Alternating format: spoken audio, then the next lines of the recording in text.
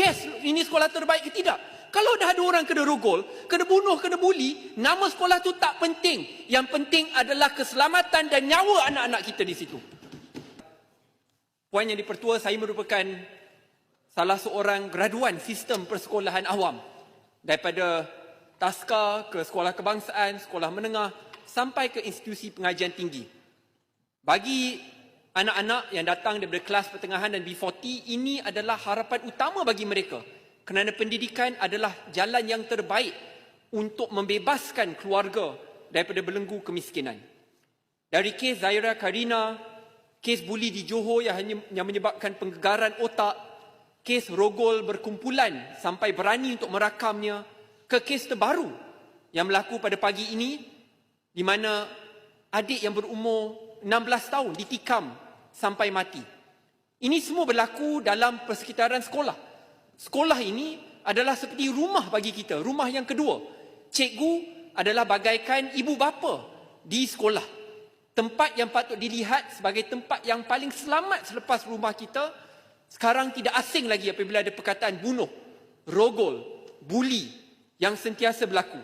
Jangan sampai satu hari nanti masyarakat ibu bapa menormalisasikan perkataan-perkataan sebegini di institusi pendidikan kita.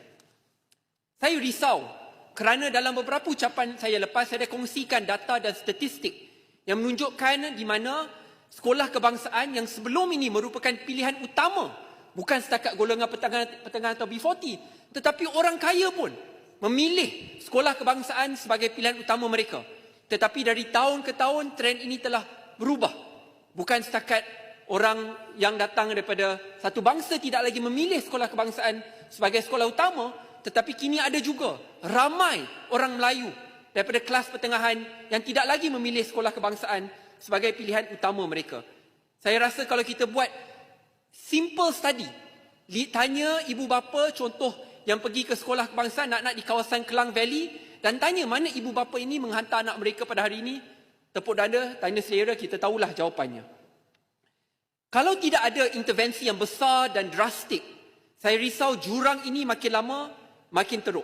Dan defisit kepercayaan ini kalau tidak dipulih, akhirnya sukar untuk kita perbaiki.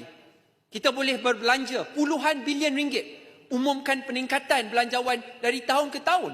Tetapi kalau defisit kepercayaan ini tidak diuruskan dengan baik, sukar untuk kita pujuk ibu bapa untuk kembalikan anak mereka ke sistem persekolahan kebangsaan. Dulu di luar kita ada dasar, you touch, you go. Tetapi kini persepsi di luar yang dikongsikan kepada saya, you touch,